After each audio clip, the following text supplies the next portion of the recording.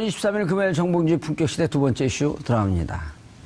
어제 열린 박 전 대통령과 최순실 씨 공판에 최태원 SK그룹 회장이 증인으로 나와서 박 전 대통령과의 독대 당시 상황을 생생하게 증언했습니다.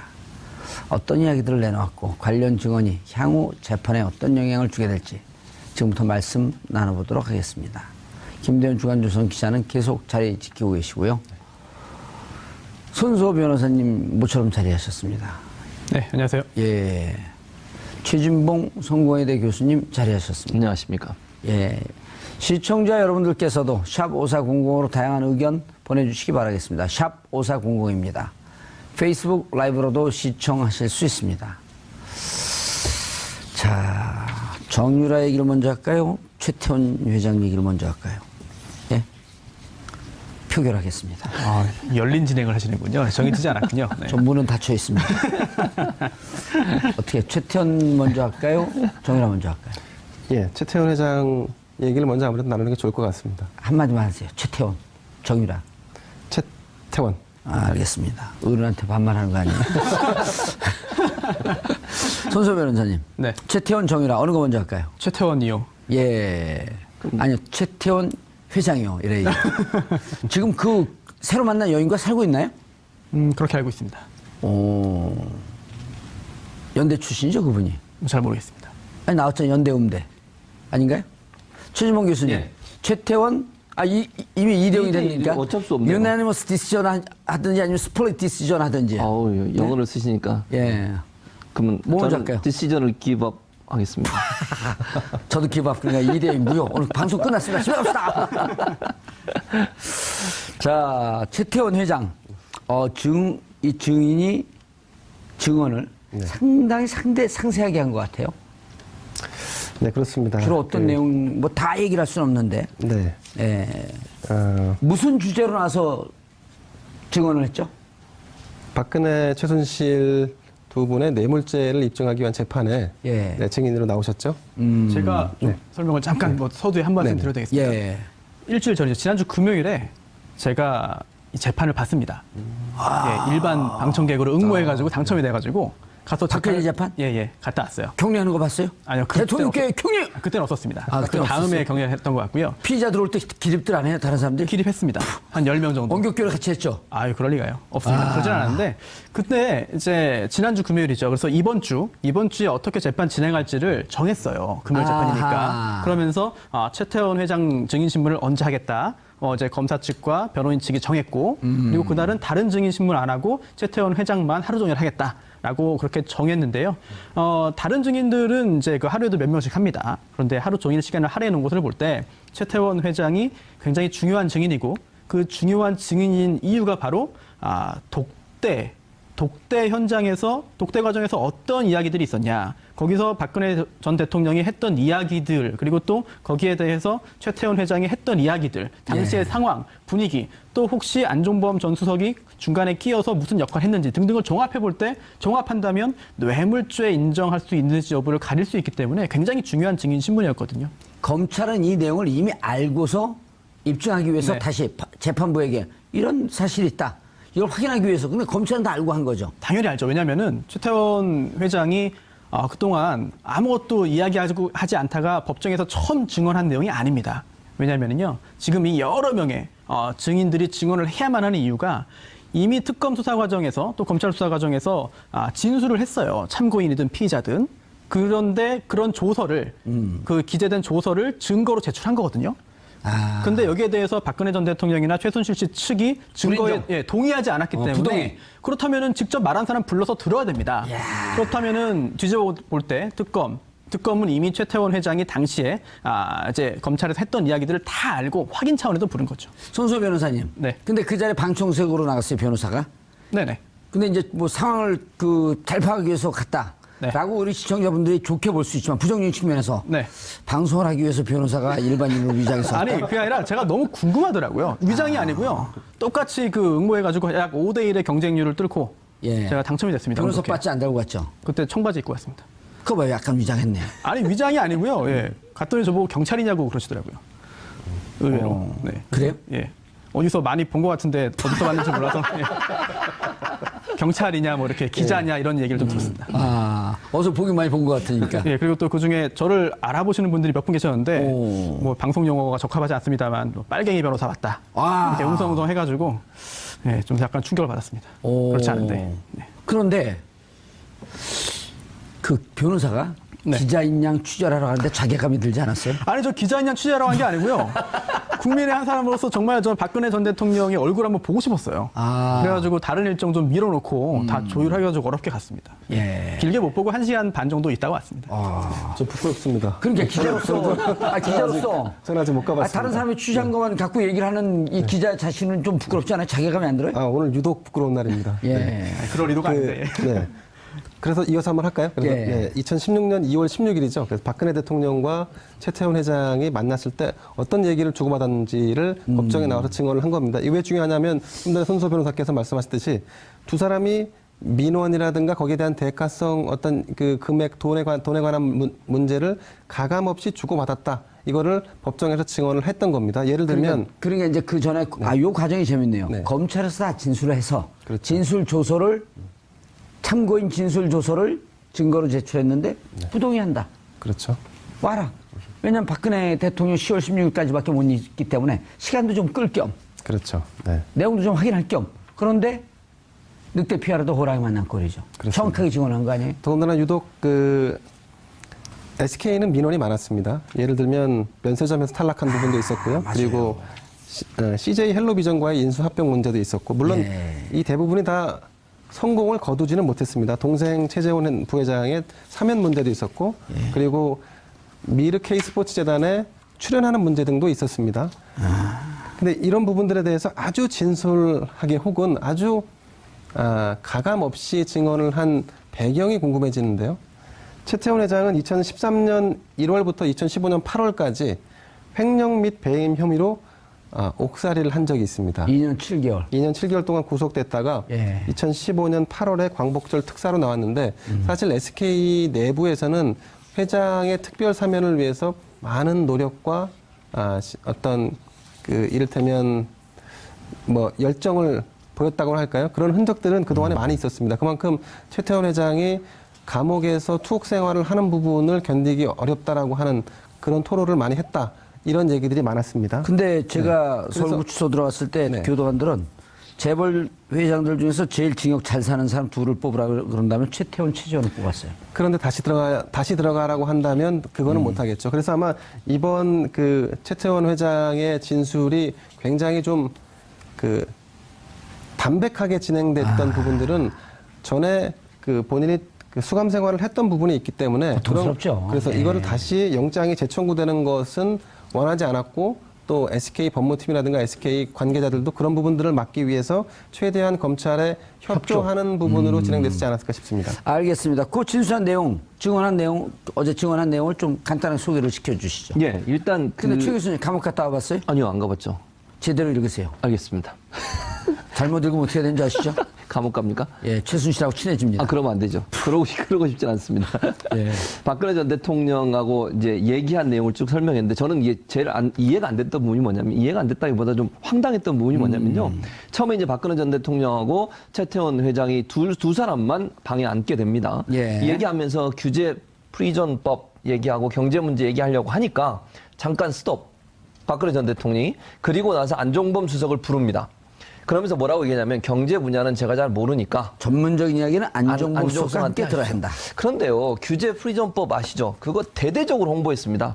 청와대에서 회의한다고 중소기업이나 사람들 다 불러가지고요. 얘기 듣고 막 어떤 분들은 좀 격하게 얘기도 하고 이런 거기서 있으면서 규제 다 없애야 된다. 다 빠트려 놓고 뭐 건질 것만 건져야 한다. 이런 얘기 했던 분이거든요.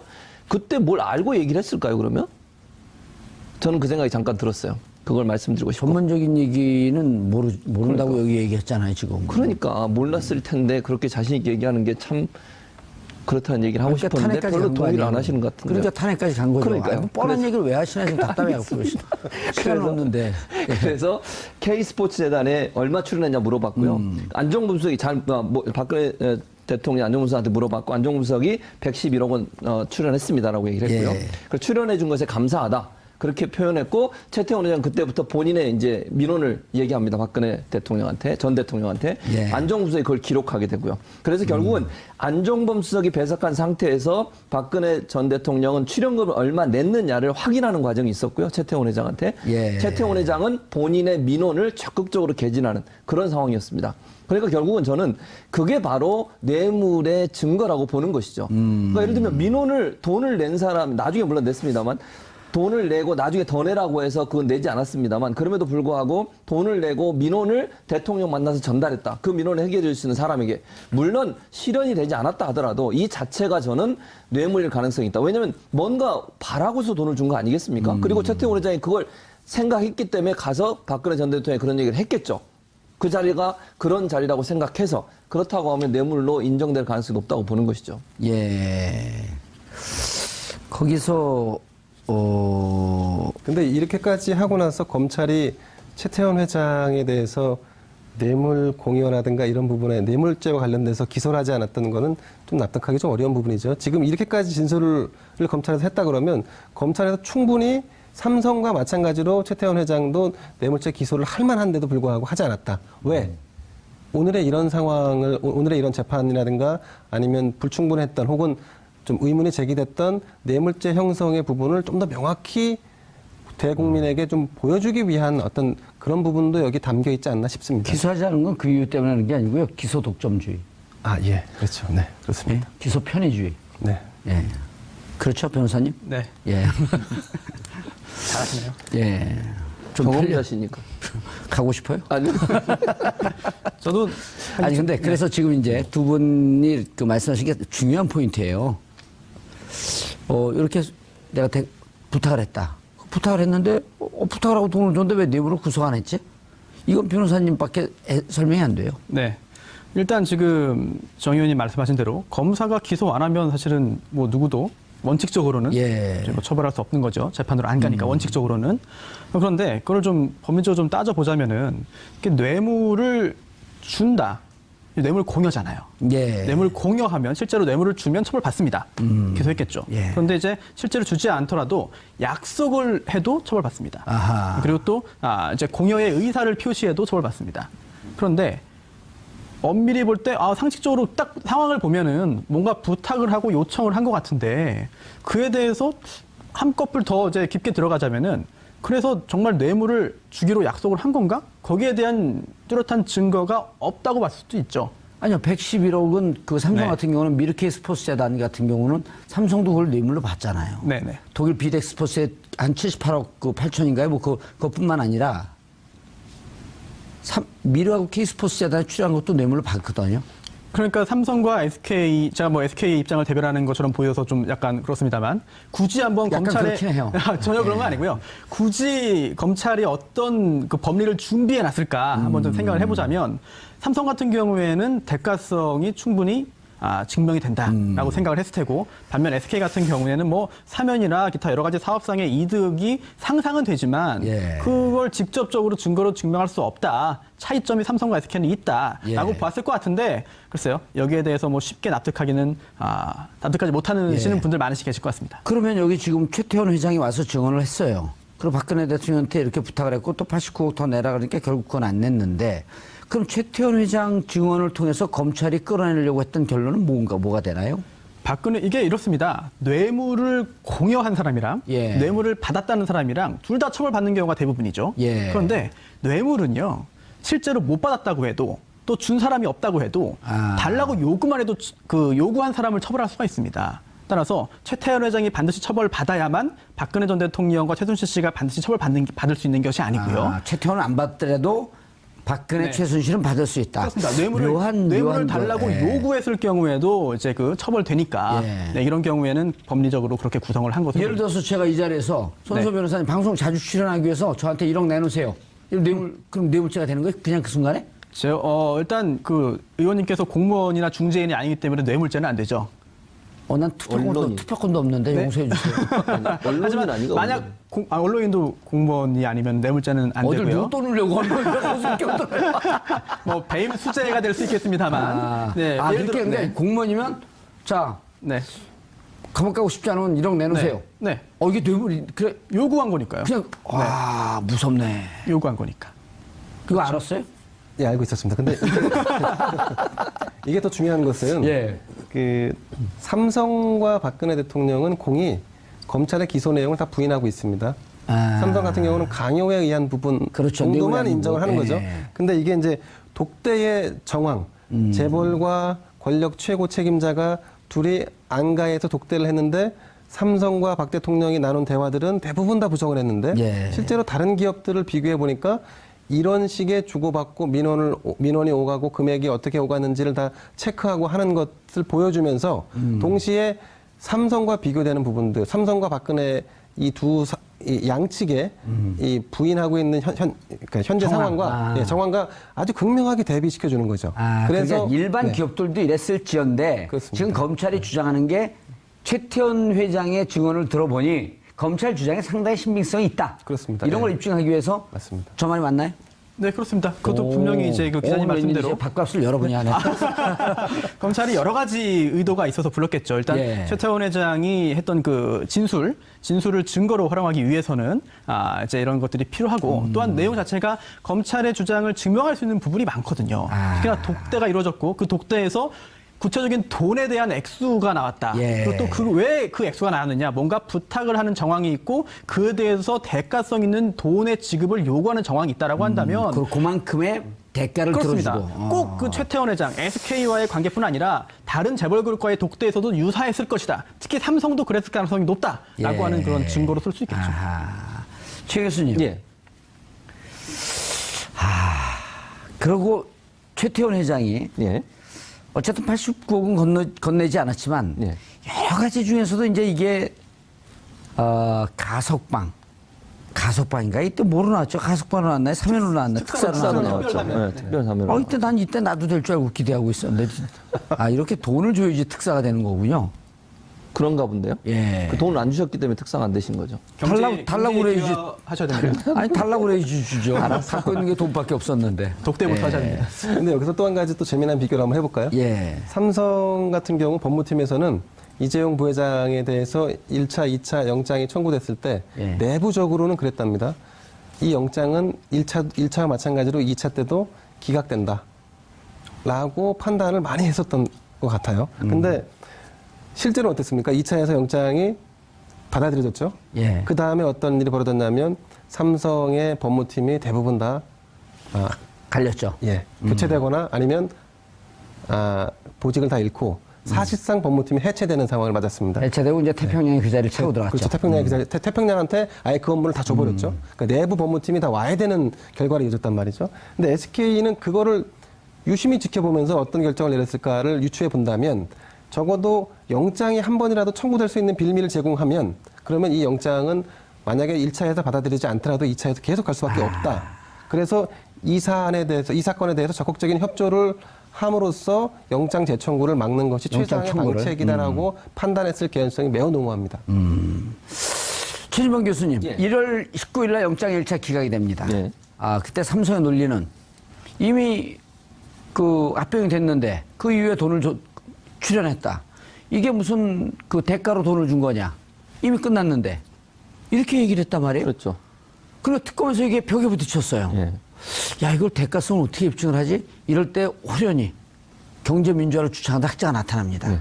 그래서 이것은 그냥 M&A 과정으로 이 연기금을 동원한 M&A 과정에 도와준 것이 아니고 이재용 불법 승계 과정의 전체를 봐야 한다. 그렇죠. 그러면서 12월에 공정거래위원회에서 1,000만 주를 매각을 하라 했다가 다시 500만 주로 줄어드는 그렇죠. 예. 이 과정을 하면서 M&A의 대가로서 이런 일이 일련의 과정이 일어났다. 그렇죠. 이거 쫙 설명을 합니다. 네, 맞습니다. 누굴까요? 누구죠? 갑자기. 아무도 몰라요. 이거. 네, 누구시죠? 최근에 논란이 됐던 분입니다. 김상조? 네. 아, 그렇군요. 네. 이분이 삼성 전문가 아니에요? 네, 그 삼성 전문가죠. 예. 네. 그래서 특검이 눈이 확 띄인 거예요. 네. 이게 불법 승계 과정이구나. 네. 그래서 2월 17일 날 그 과정을 통해서 다시 청구하니까 네. 재판부도 눈이 확 띄인 거죠. 네. 이런 신세계가 있었네. 그러니까요. 그러니까 전체적으로 보면 큰 그림을 봐야 되는 거잖아요. 예. 이 지금 말씀하신 것처럼 이게 뇌물이 적용이 되려면 결국 삼성의 그 승계 과정 전체를 들여다볼 수 있는 눈이 필요했을 그렇죠. 텐데. 그냥 M&A 과정이 아닌 거예요. 그렇죠. 네. 전체, 그러니까 삼성 이재용이 어떤 형태로 회사를 다 승계하는 과정이 전체 그림으로 봐야 될 텐데 검찰은 그걸 못 보고 있었죠. 왜냐하면 경제 전문가가 아니기 때문에 그런 거고 김상주 교수 같은 경우는 경제 전문가니까. 그렇죠. 그리고 삼성에 대해서 계속 추적하고 조사하고 이런 일들을 했던 분 아니겠습니까? 그렇다고 하면 전체 그림을 볼 수 있는 큰 그림에서 봤고 큰 도움이 된 증언, 거죠. 그렇죠. 예. 특검에 가서도 증언도 하시고 뭐 증언이라보다 이제 의견을 얘기하신 거죠, 결국은. 예. 그러면서 전체를 파악할 수 있는 길을 열어준 거죠. 예. 그렇게 해서 결국은 삼성이 그럼 이재용이가 이런 형태로 이러이러한 방법을 통해서 박근혜 전 대통령과 딜을 하고 결국 박근혜 전 대통령이 삼성의 승계 과정을 도와주는 역할에 깊숙이 개입해 있었기 때문에 이거는 뇌물로서 인정할 수밖에 없다라고 하는 증거를 찾아낸 거죠. 예, 알겠습니다. 그런데 소 변호사님, 네. 최태원 얘기를 조금 더 하고 싶지만 사실 오늘 할 얘기가 무척 많아요. 네. 이화여대 입학학사비리 1심 판결이 났어요. 네. 자, 최태원은 어쨌든 중간에 좀 정리하고 넘어가면 자, 이러이러한 과정으로 대가성이 있었다라고 하는 것을 증언을 통해서 삼성도 충분히 이렇다라고 하는 것의 검찰 주장이 신빙성 있다라고 하는 여기까지 결론을 끌어내려고 검찰은 노력을 한 거죠. 네, 독대의 성격과 당시의 상황을 파악하는 데 있어서 중요한 증언이 되겠죠. 예, 중요한 증언이 되고. 자, 그건 아직은 이제 진행 중이니까 그거 넘어가고요. 학사 비리, 최순실 징역 3년. 네. 이게 여러 그 제목 중에 하나 아니에요, 이제? 그렇습니다. 이제 지금부터 줄줄이 사탕인데? 재판이 여러 건이 진행되고 있죠. 예. 총 검찰이 네 번의 특검과 검찰이 이제 4번에 기소했는데 재판이 예. 따로따로 진행이 되고 있고요. 가장 먼저 재판이 진행됐던 이번에 그 2대 학사 비리와 학사 특혜 의혹 관련된 사건에서 최순실 씨에게 징역 3년형이 선고됐습니다. 예. 확정은 아닌데요. 하지만 그 구형은 검사가 7년 특검이 했었죠. 7년 했어요. 예. 지금 7년 구형했는데 실제 선고는 3년 지금 나왔습니다. 보통 요즘은 구형에 3분의 2쯤 나와야지 구형을 제대로 했다라고 하는 평가가 있고 이 전까지는 이제 한 반쯤만 나와도 되는데 이거는 이 전에 관례를 쫓은 거네. 한 반쯤 나왔으니까. 그렇습니다. 근데 또 요즘은 7년 하게 되면 한 4년 6개월이나 4년, 5년쯤 나와야 되는데. 뭐 그럴 수 있는데 어찌 보면은 다른 유사한 그런 경우에 비할 때 징역 7년 구형했으면 특검이 좀 구형을 좀 세게 한 거 아니냐라고 볼 수도 있습니다. 트렌드가 바뀌었나요? 글쎄요, 특검은 또 요 사건만 하는 또 특별한 검사이기 때문에 아무래도 좀 더 이제 가벌성을 높게 받을 수 있겠죠. 어떻습니까? 이게 이렇게 3년을 받게 되면 그리고 여기 이제 이해 못할 기사들이 나와요. 휴대전화를 몰래 써다 걸렸다? 그러니까 최순실이 예. 휴대전화를 법정에서 그러니까 그 누구죠? 변호사 휴대전화를 가져다가 본인이 검색을 한 거예요. 그걸 교도관이 보고 검찰이 그걸 문제를 삼고 판사도 제지를 한 그런 상황이라고 볼 수 있죠. 야. 그거는 법적으로도 사용하면 안 되는 걸로 알고 있거든요. 교도소에서 예를 들어 그 교도관들이 그 휴대전화를 못 갖고 들어오는데 이 간부들 임원들은 갖고 들어오거든요. 예. 그거 예를 들어 그 문자라도 하나 이 재수자가 보내면요. 그 교도소 그 교도관들 전체 다 못 벗어요. 그러니까요. 그게 지금 최순실은 아무 거리낌 없이 했다는 거 아닙니까? 그걸 검찰이 그리고 문제를 제기하고 이거 판사가 제재까지 하고 범법행위네. 이런 상황 범법행위죠. 변호사가 범법 행위를 한 거예요. 그렇게 되면. 사실 이게 구치소에서 휴대전화 어떻게 썼다는지 좀 사실 잘 이해가 안 갑니다. 재판 중에 이제 그 변호사의 휴대전화를 잠깐 썼다. 그러면 안 되는 거지만 상황이 좀 그려지긴 하거든요. 그런데 구치소에서 구치소에서 또 최순실 씨 본인의 또 휴대전화라는 말 아니겠습니까? 그렇다면은 변호인이 접견하면서 쓰게 해줬다는 건지. 아니 변호인 접견하면서 들어갈 때 네. 수색해갖고 전화기 놓고 들어가잖아요. 수색은 하지 않고 전화기 놓고 가라 그러죠. 예, 자진해가지고 놓고 가는데 가지고 들어가도 사실은 신체 수색을 하지 않기 때문에 가지고 들어갈 수는 있어요. 그런데 얼마 전만 해도 이제 몰래 이렇게 전화 통화하게 해주고 이런 경우에 적발되면은 사실 징계 사유가 되고요. 또 교도관도 관리 책임이 있기 때문에 그렇게 하지 않고 그렇게 못 하는데 만약 실제로 그런 일이 있었다고 한다면은 뭐 엄청난 일이죠. 아니면 또 가정입니다만 교도 행정을 하는 그런 그 공무원에 의해서 썼다라고 한다면 그건 더더욱 큰 문제가 되겠죠. 그거는 그렇게 불가능해요. 왜냐면 제가 그쪽은 전문가 아니에요. 이게 왜냐면 교도관들은 이게 그 옷 벗고 그러게 되면 연금 문제 생기잖아요. 징계 먹고 그러게 되면.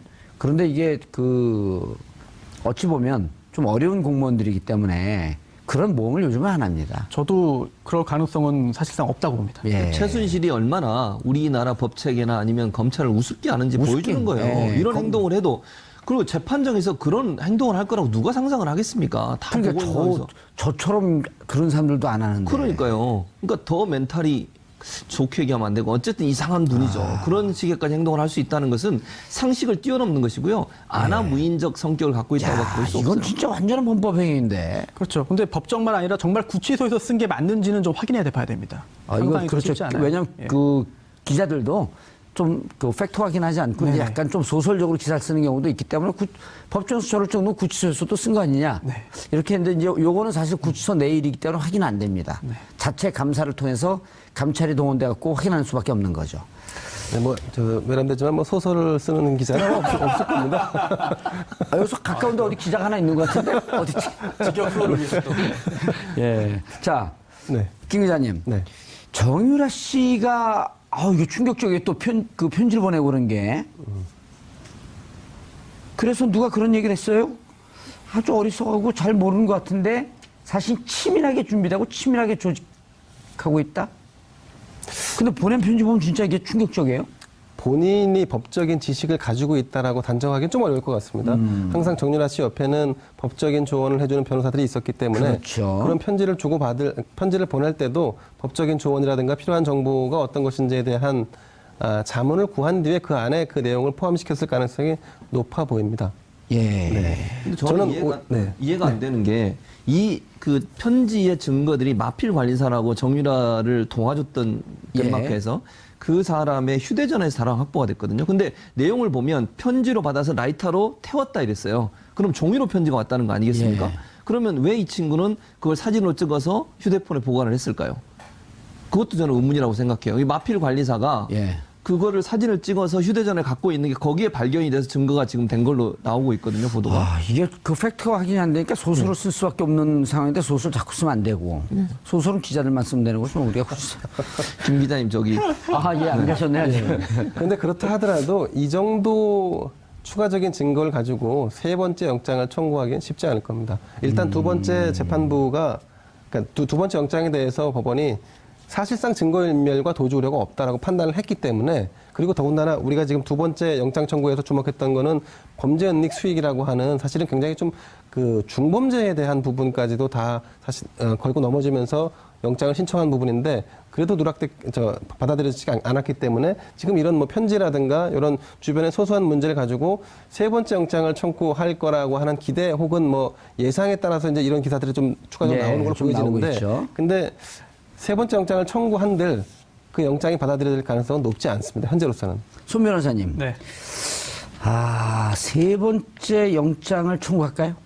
안 할 겁니다. 지금 기자님 말씀하신 대로 굉장히 부담이 크고, 또 하나가 구속영장이 발부되려면은요, 요건을 엄격한 게 다 갖춰야 되는데 범죄 사실의 소명이 있어야 되고, 여기에 더해서 구속의 필요성이 있어야 됩니다. 그 구속의 필요성이 주거 부정이나 도주 우려나 증거인멸 우려인데요. 설령 범죄 사실의 소명, 추가적인 증거가 나와서 범죄 사실의 소명까지 이루어진다 하더라도 도주 우려가 없다고 한다면, 또 증거인멸 우려가 없다고 한다면 사실은 구속 사유가 존재하지 않는다고 판단할 가능성이 높거든요. 이러한 위험 부담을 감수하고 세 번째 구속영장 청구한다? 제가 볼 때는 이례적인 일이기 때문에 그렇게 하지 않을 것으로 예상됩니다.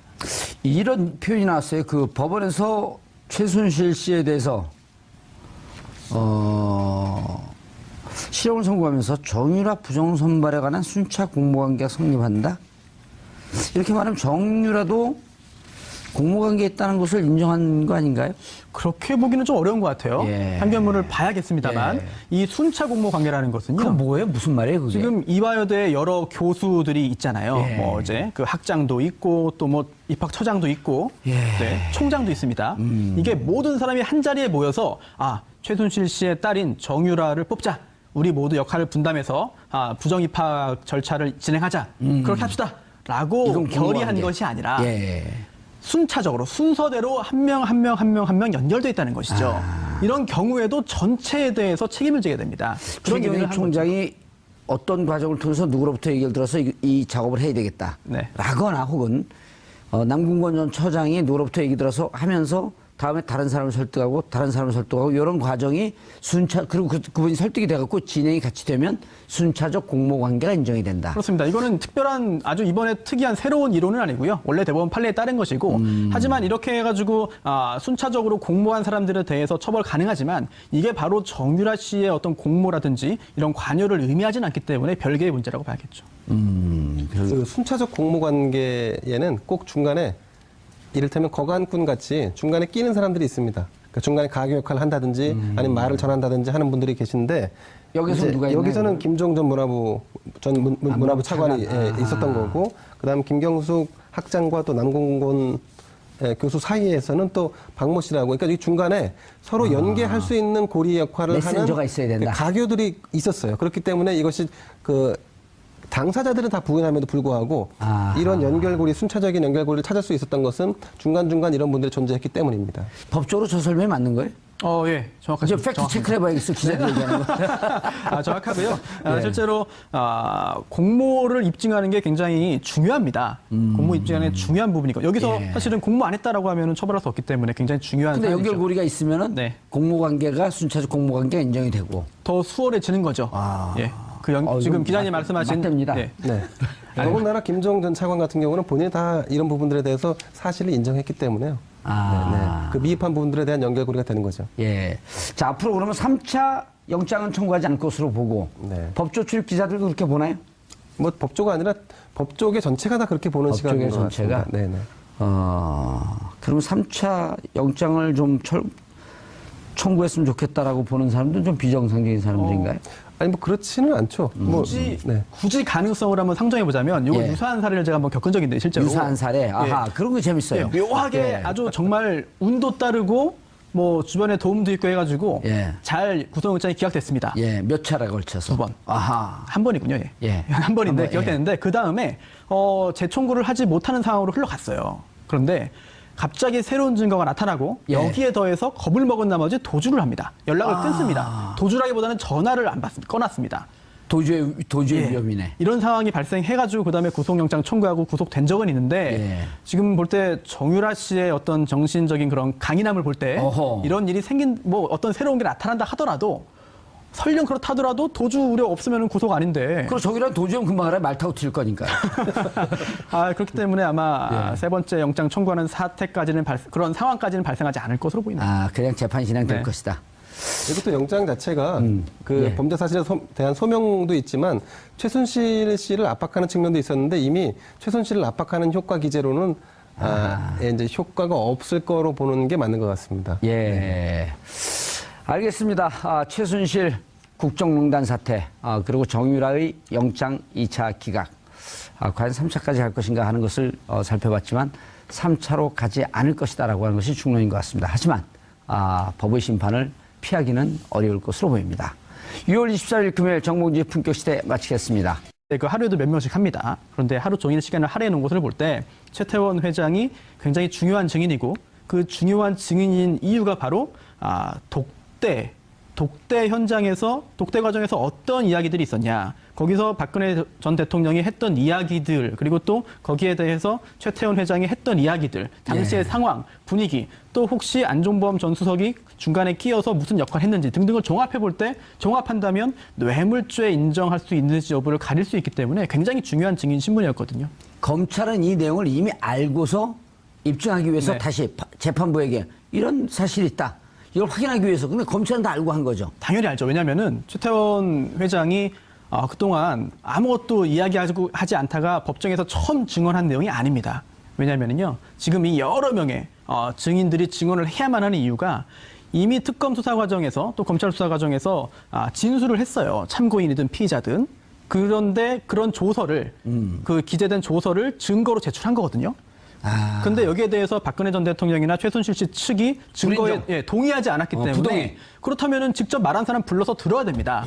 그렇다면은 뒤집어 볼 때 특검은 이미 최태원 회장이 당시에 이제 검찰에서 했던 이야기들을 다 알고 확인 차원에서 부른 거죠. 손수호 변호사님. 네. 근데 그 자리에 방청석으로 나갔어요, 변호사가.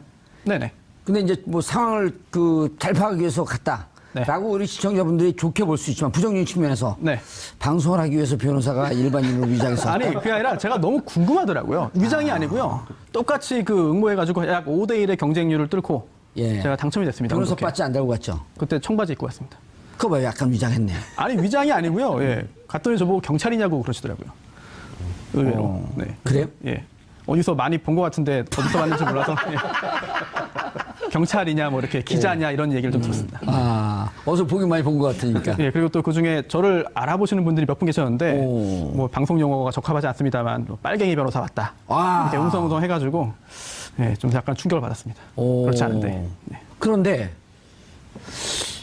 그 변호사가 네. 기자인 양 취재하러 가는데 자괴감이 들지 않았어요? 아니 저 기자인 양 취재하러 간 게 아니고요.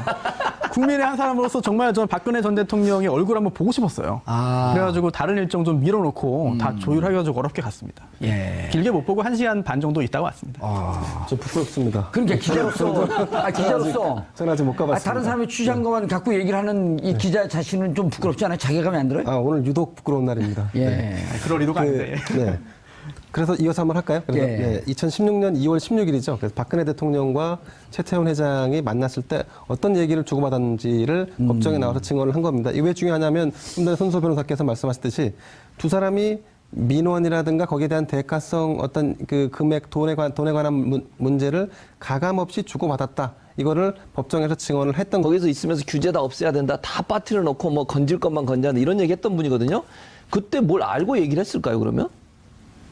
저는 그 생각이 잠깐 들었어요. 그걸 말씀드리고 싶고. 전문적인 얘기는 모른다고 여기 얘기했잖아요, 지금. 그러니까 몰랐을 텐데 그렇게 자신 있게 얘기하는 게 참 그렇다는 얘기를 하고 싶었는데 탄핵까지 별로 간 거 동의를 아니에요? 안 하시는 것 같은데. 그러니까 탄핵까지 간 거죠. 그러니까요. 아이고, 뻔한 그래서- 얘기를 왜 하시나 지금 답답해갖고 그러시나.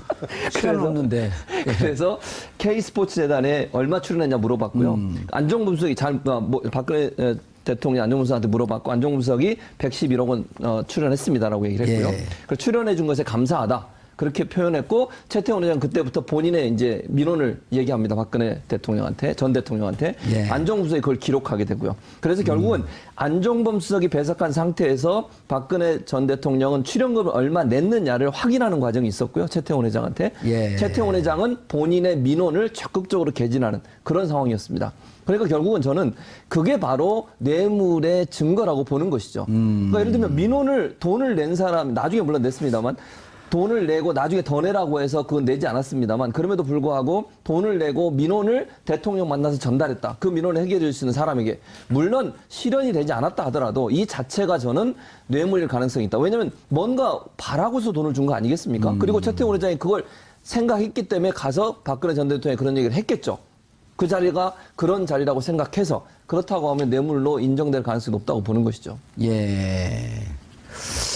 거기서 근데 이렇게까지 하고 나서 검찰이 최태원 회장에 대해서 뇌물 공여라든가 이런 부분에 뇌물죄와 관련돼서 기소를 하지 않았다는 거는 좀 납득하기 좀 어려운 부분이죠. 지금 이렇게까지 진술을 검찰에서 했다 그러면 검찰에서 충분히 삼성과 마찬가지로 최태원 회장도 뇌물죄 기소를 할 만한데도 불구하고 하지 않았다. 왜?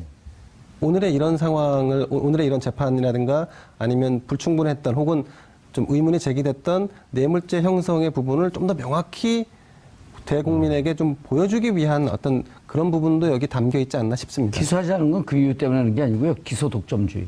아, 예. 그렇죠. 네. 그렇습니다. 기소 편의주의. 네. 예. 그렇죠, 변호사님? 네, 예. 잘하시네요. 예. 좀 경험자시니까. 가고 싶어요? 아니요. 저도 아니 근데 그래서 지금 이제 두 분이 그 말씀하신 게 중요한 포인트예요. 이렇게 내가 부탁을 했다. 부탁을 했는데 부탁을 하고 돈을 줬는데 왜 내부로 구속 안 했지? 이건 변호사님밖에 설명이 안 돼요. 네. 일단 지금 정 의원님 말씀하신 대로 검사가 기소 안 하면 사실은 뭐 누구도 원칙적으로는 예. 이제 뭐 처벌할 수 없는 거죠. 재판으로 안 가니까 원칙적으로는. 그런데 그걸 좀 법률적으로 좀 따져 보자면은 뇌물을 준다.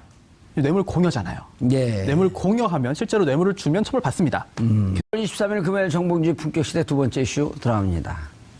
어제 열린 박 전 대통령과 최순실 씨 공판에 최태원 SK그룹 회장이 증인으로 나와서 박 전 대통령과의 독대 당시 상황을 생생하게 증언했습니다.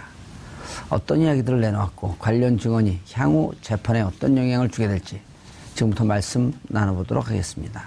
김대현 주간조선 기자는 계속 자리 지키고 계시고요. 손수호 변호사님 모처럼 자리하셨습니다. 네, 안녕하세요. 예. 최진봉 성공회대 교수님 자리하셨습니다. 안녕하십니까. 예.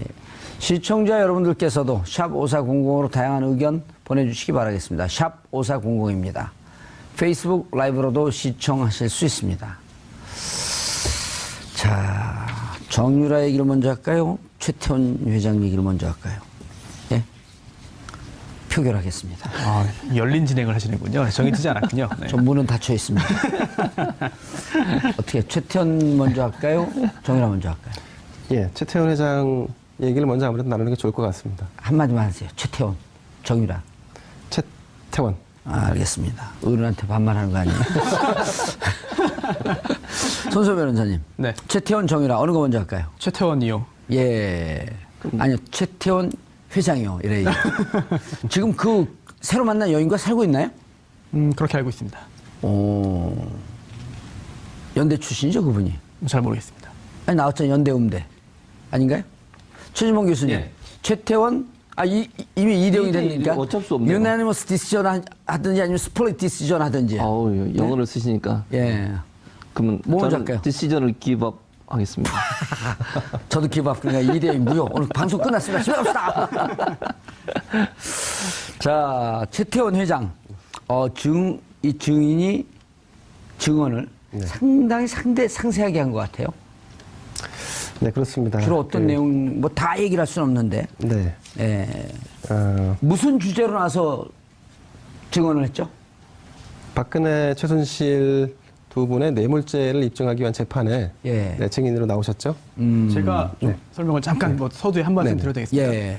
일주일 전이죠. 지난주 금요일에 제가 이 재판을 봤습니다. 예, 일반 방청객으로 응모해가지고 당첨이 돼가지고 가서 박근혜 재판? 예예 갔다 왔어요. 격리하는 거 봤어요? 아니요. 대통령께 격리! 그때는 없었습니다. 아, 그 그때는 다음에 없었어요? 경례를 했던 것 같고요. 피의자 들어올 때 기립들 안 해요? 다른 사람들? 기립했습니다. 한 10명 정도. 원격교를 같이 했죠? 아유, 그럴 리가요. 없습니다. 그러진 않았는데, 그때 이제 지난주 금요일이죠. 그래서 이번 주에 어떻게 재판 진행할지를 정했어요. 금요일 재판이니까. 아하. 그러면서 최태원 회장 증인신문을 언제 하겠다. 이제 검사 측과 변호인 측이 정했고, 그리고 그날은 다른 증인신문 안 하고 최태원 회장만 하루 종일 하겠다. 라고 그렇게 정했는데요. 다른 증인들은 이제 됐겠죠. 예. 그런데 이제 실제로 주지 않더라도 약속을 해도 처벌받습니다. 아하. 그리고 또 이제 공여의 의사를 표시해도 처벌받습니다. 그런데 엄밀히 볼 때 상식적으로 딱 상황을 보면은 뭔가 부탁을 하고 요청을 한 것 같은데 그에 대해서 한꺼풀 더 이제 깊게 들어가자면은 그래서 정말 뇌물을 주기로 약속을 한 건가? 거기에 대한 뚜렷한 증거가 없다고 봤을 수도 있죠. 아니요, 111억은 그 삼성 네. 같은 경우는 미르케 스포츠 재단 같은 경우는 삼성도 그걸 뇌물로 받잖아요. 네네. 독일 비덱 스포츠에 한 78억 그 8천인가요? 뭐 그것뿐만 아니라 미르하고 K 스포츠 재단에 출연한 것도 뇌물로 받거든요.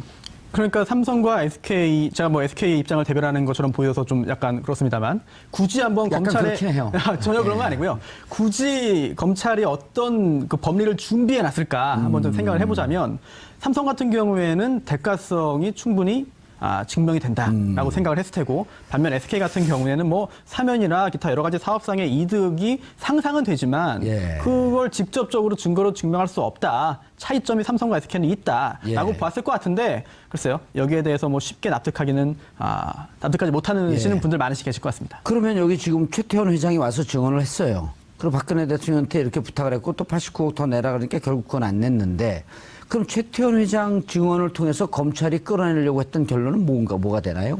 박근혜 이게 이렇습니다. 뇌물을 공여한 사람이랑 예. 뇌물을 받았다는 사람이랑 둘 다 처벌받는 경우가 대부분이죠. 예. 그런데 뇌물은요.